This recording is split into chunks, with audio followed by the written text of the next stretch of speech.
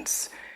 Well, in the same vein, a video of a young woman calling out the convicted IPOB leader, Nnamdi Kalu, has gone viral on social media. In the clip, which was released on Tuesday, the woman stated that the Biafra movement is not something that all Igbos are in support of. She then condemns Kalu directly, saying that he single-handedly put the Southeast in disarray.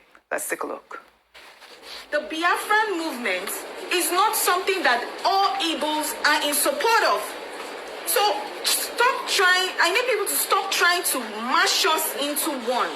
There is a divide already on this movement. Before IPOB, there was Masob. How did Masob run their agenda so peacefully? But when it was time for the IPOB, we are having chaos. The East is not what it used to be. We can't travel anymore. The UGMs are in play. The ESN are in play. My state is in shambles because I am from the same state as he is. You can't come out on Mondays anymore. You move, you get killed. Why is nobody saying anything about that? We are more worried about one man who put the whole of the East in disarray for doing the wrong thing. There's tyranny, there's treason. Are we going to advocate for a tyrant? You want a cessation, you do not go about it the legal way, and you put everybody's lives from the East into problems, and then you want us to stand behind violence? Has any of you taken the time to listen to Nnamdi's radio channel for 1 hour and hear the amount of hate? The hate! If I'm not in support, I'm not in support. You can't use my political ambition or my political stance to hold it against me that I'm not speaking. Well, online, Dr. Abati, some have said, that a lot of Southeasterners feel the same way she does, but won't say anything publicly, while others question how his life imprisonment will stop the violence or improve the condition in the southeastern states. Your thoughts on the two stories? Quickly, I think the lady from Abia State, she's from Abia State, should be commended for her boldness, for her courage in expressing herself. In that video, she started by saying Igbos are very smart people, book smart, street smart, business smart, and that nobody should accept or assume that every Igbo person, just because he or she is Igbo, is supporting the Biafra movement. And that it is wrong to keep saying every Igbo person should get into this trap of emotional responses that seems to be dominant. And she's not alone in this regard. Senator Nnamdi Kalu, when he commented on the subject, said exactly the same thing, more or less, to say that about 30,000 lives have been lost. Who is going to account for that? Livelihood has been disrupted in the Southeast. Who is going to account for that? And that people should just stop saying, oh, because you are Igbo, then you must support Nnamdi Kalu emotionally. There's also the case of Ms. Oge Onumbogo, who gave a testimony at the U.S. Congress, who made the point that, look, the situation in Nigeria is far more complex than is being reported, and that we should avoid the error of the single narrative. Now, it's the same thing that that gentleman that you quoted, Zagosala Makama. What does Biafra mean? It means freedom, liberty, fairness, equity, and justice. In practical terms, these are very good sounding words, but in practical terms, what does Biafra mean? Confederation. So, a weak center, very weak, very strong regions. Absolutely. Have you had a change of mind, therefore, about getting an independent Biafra? Because that's what I seem to be hearing. No, I've not changed my mind. No. An independent Biafra means going back to where we were before the white man came. Okay, so you're not talking about a federation when you say a confederation. You're not talking about a federation as part of Nigeria. You're talking about total independence. Absolute independence. Complete independence. Now, is there anything that can happen that will make you change your mind about this particular direction? No. So it is either Biafra or nothing else? Or death, yes. Or death? That's correct. If push comes to shove, yes, will you go to war? No, because truth is a far more potent and deadlier weapon than bullets and mortars. So no war? You've ruled out the... Absolutely, I don't believe in war, no. No war. When I say Biafra order, then I'll keep pushing. Either I am alive, I die in the process, I won't stop. Allow me to repeat, if you don't mind. Had Sovereign National Conference been convened by the powers that be, where every ethnic national, I said every, I don't care if there are 600, I don't care.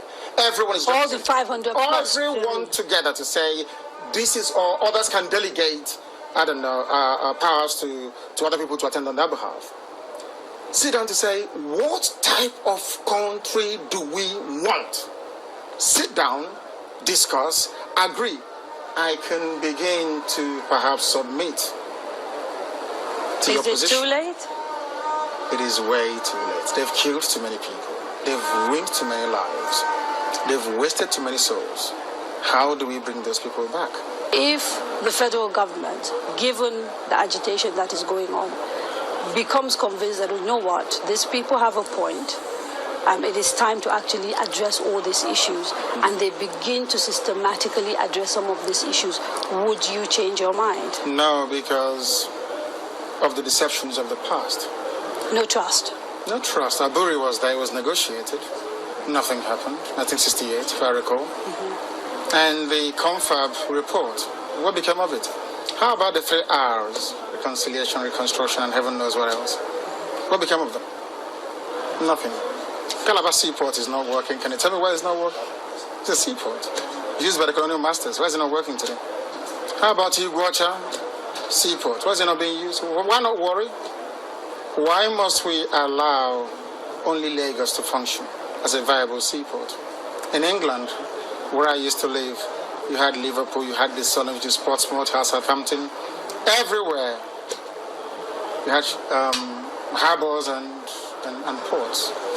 So why some of the things that Nnamdi Kalu said in this interview are valid? They are really valid points, very important points. The summary of it all is the fact that the Igbos are more marginalized among the 3 major ethnic groups in Nigeria.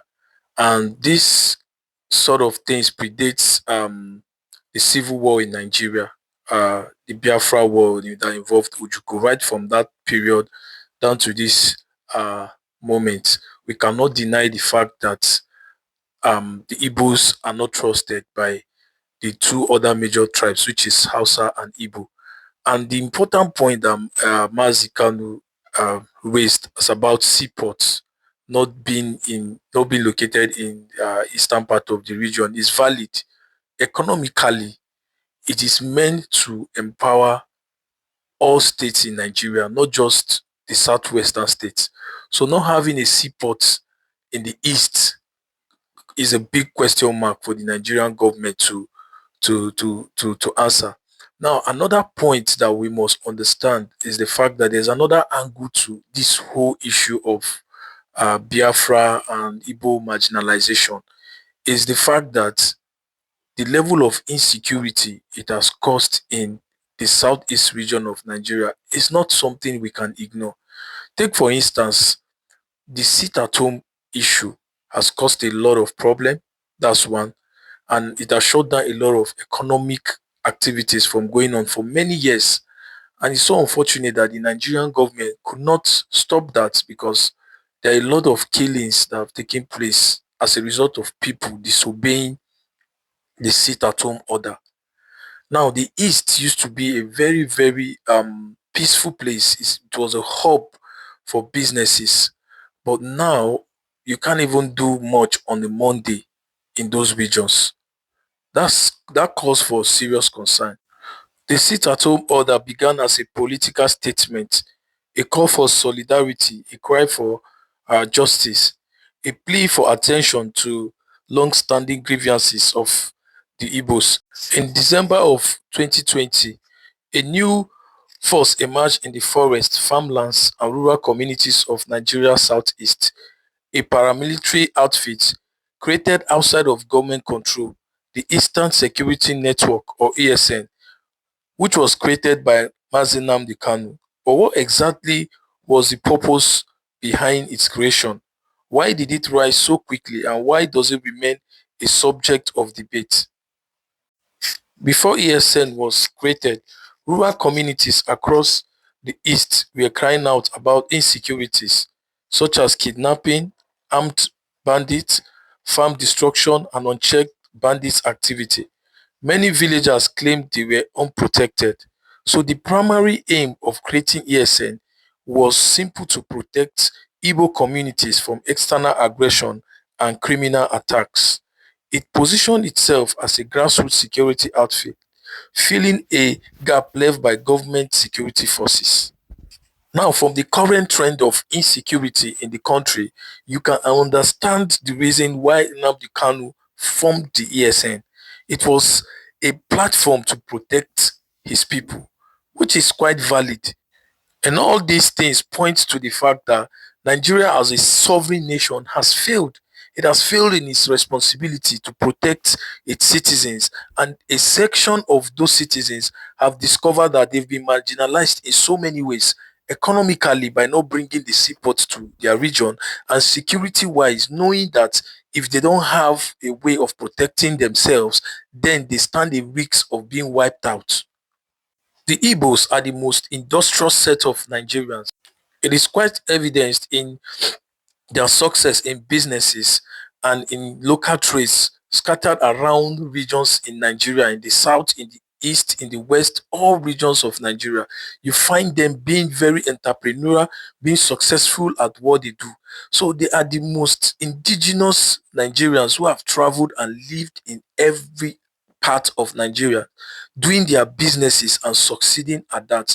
So the Igbos have created a very great economy for themselves around Nigeria and all over the world. And the agitation of Nnamdi Kanu, it is I understand his point, but at the same time, there are so many people that have a lot at stake because of the rate at which they've succeeded in other part of the country.